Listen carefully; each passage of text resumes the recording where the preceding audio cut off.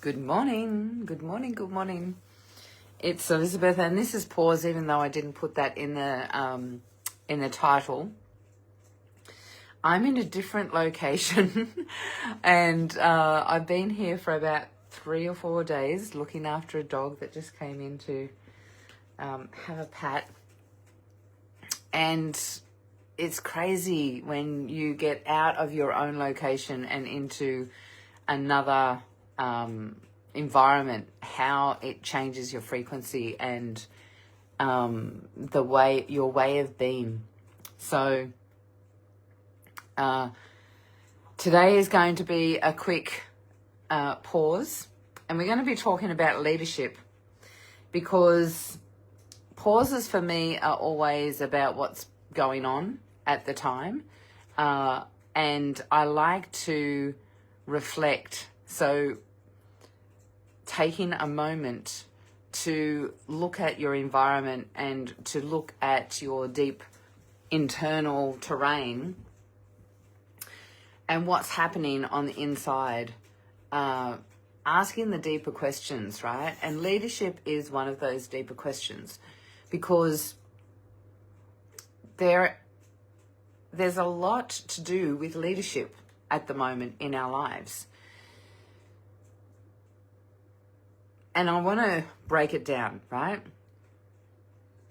When it comes to leading and to leadership, there is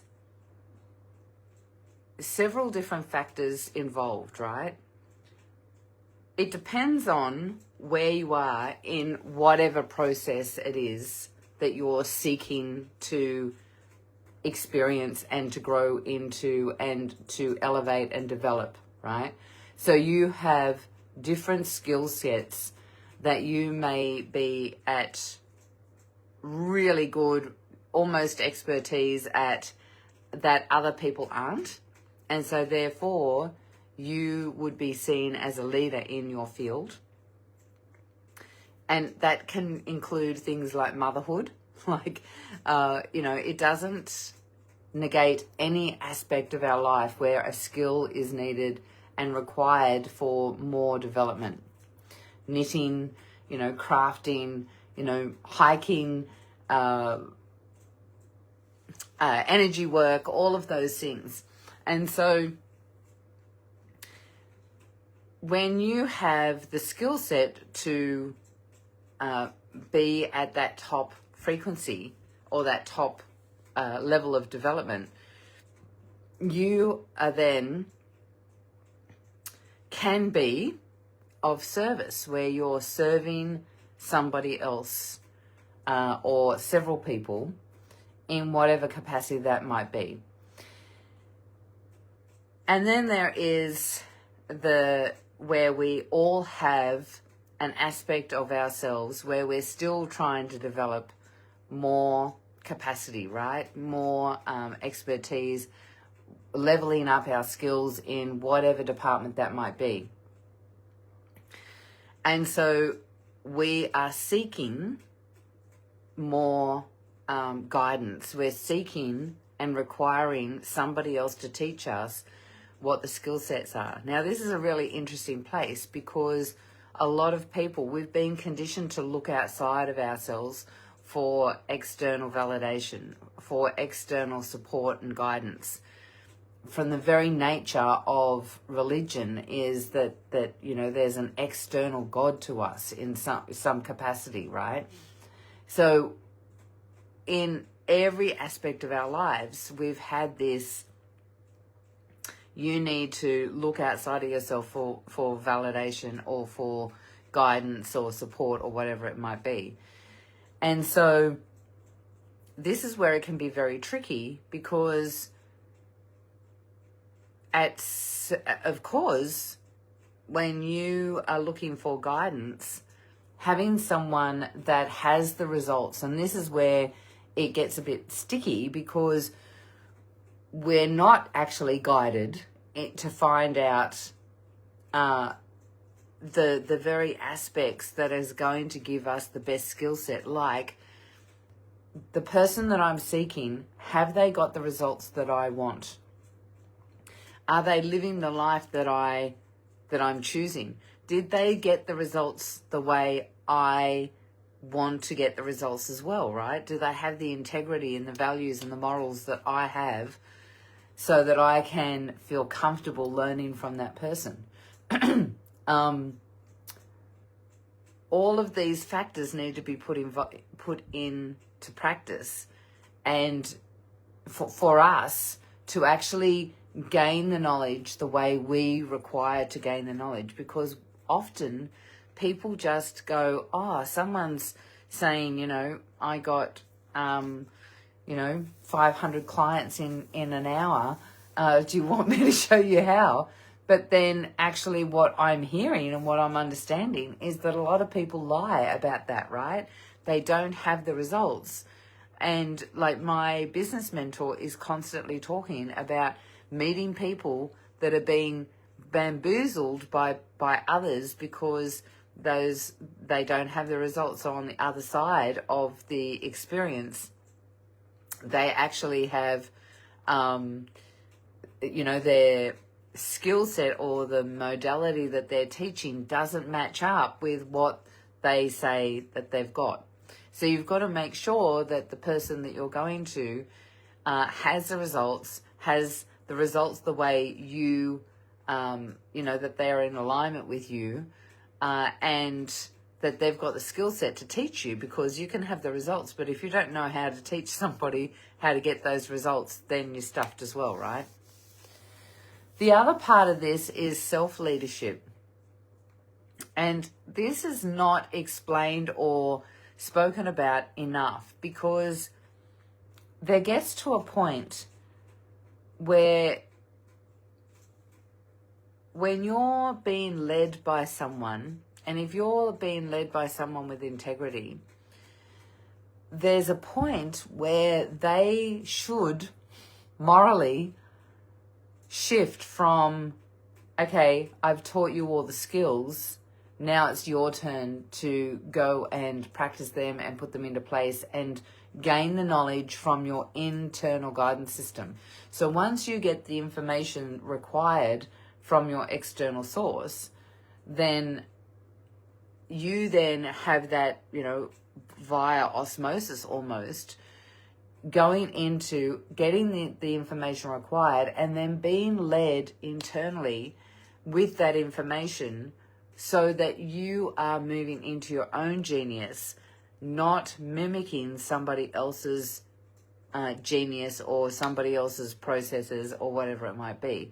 So learning how to develop your own skill sets and taking them on so that you're still working your own spiritual path, personal path, whatever it might be, that you are working, living and experiencing yourself internally, not just being a herd, being part of the herd, as they say, and just following like everybody else.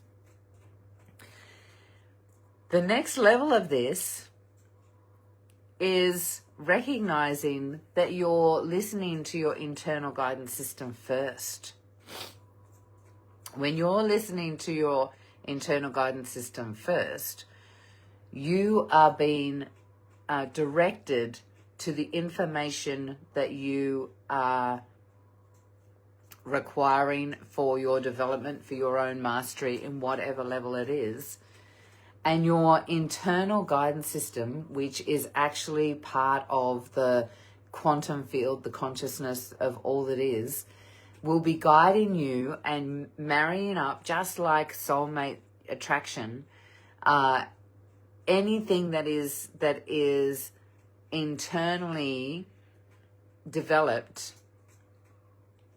will be matched up with the external environment, because actually it's all one.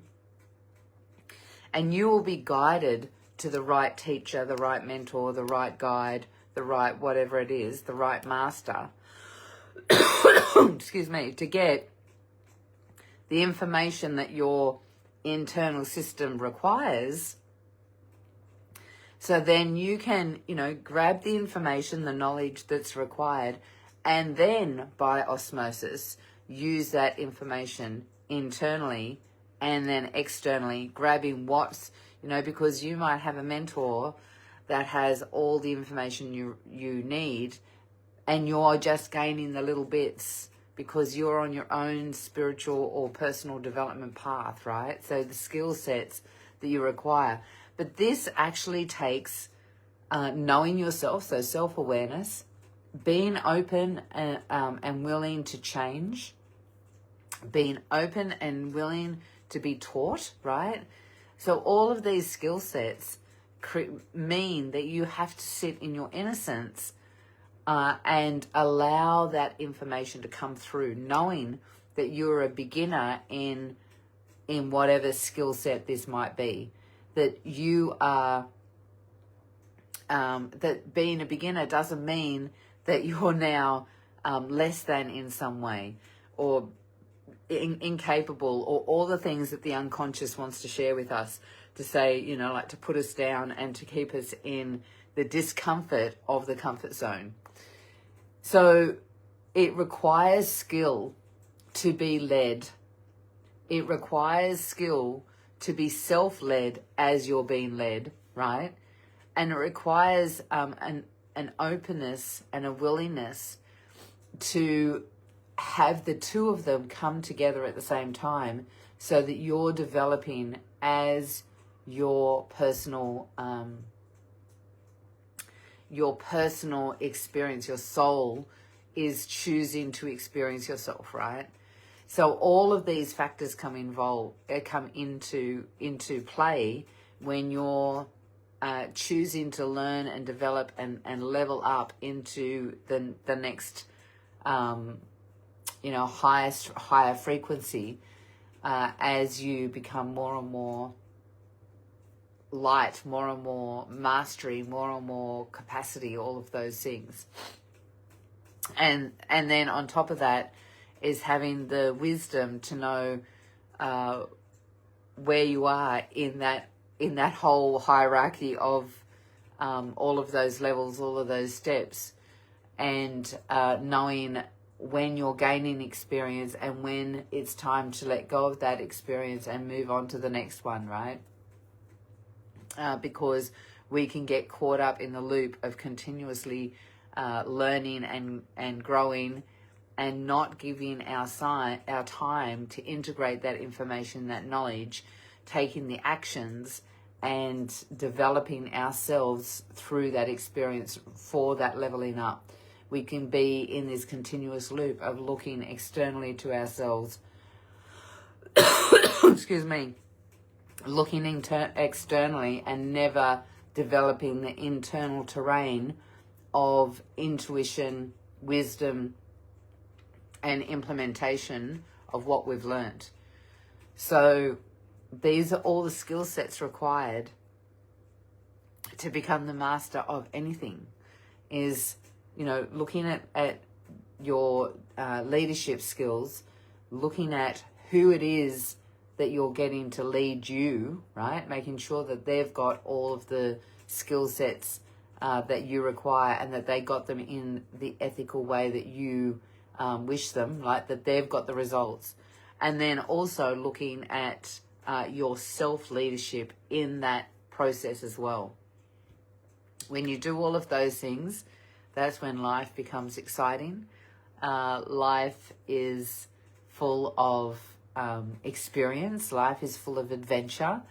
And life is like you're part of life, because you're not stuck in that being unteachable, thinking that you know everything, holding and closing the walls so that you're disconnected from the rest of your experience and your experience of the universe.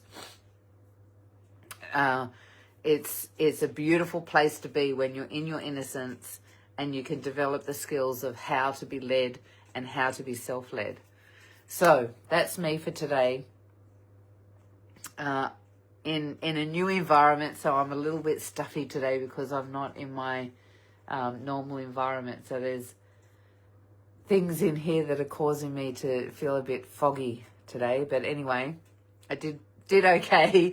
Let me know in the chat if you gained any information from that or what you took away, and I will catch you next week.